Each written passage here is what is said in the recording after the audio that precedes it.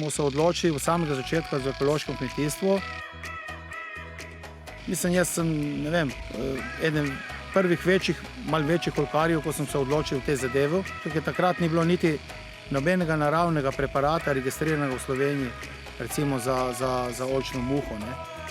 Tako da smo uspeli ohranjevati zdrave plodove, veliko zaradi lege, zaradi pač take naravne lege, ne, je bila pač taka nadmorska višina. Ampak dobro, danes ni tega problema, danes imamo ogromno ekoloških sredstev tudi za varstvo oljčnikov. Je pa pomembno, samo ekološko pridelava, to ne pomeni samo po sebi, da je to kvalitetno, ne, da se razumemo, ne.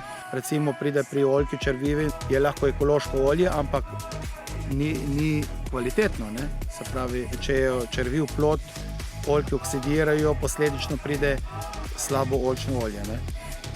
Bistvo je v tem, da na ekološki način, da uspeš tudi ohraniti zdrave plodove do samega obiranja, ne. To je stvar, ne. In če uspeš, to je tista pika na i, ki jo pač mi iščemo in ki jo najdemo vsako leto.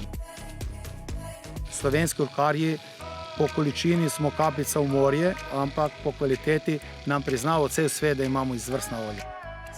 Kot vidite, ko gremo na naša tekmovanja, mednarodna tekmovanja, dosežemo izvrstne rezultate. Nenazadnje, recimo, naše olje je bilo v raznih vodnikih tudi top 10 v svetu, top 20 v svetu. To kar nekaj pomeni, recimo, za eno tako regijo majhno, kot je Slovenija, ne. To je tisto, kar mi iščemo, ne, da uspemo na naravi prijazen način, bom rekel, ohraniti zdrave plodove do optimalne zrelosti za obiranje.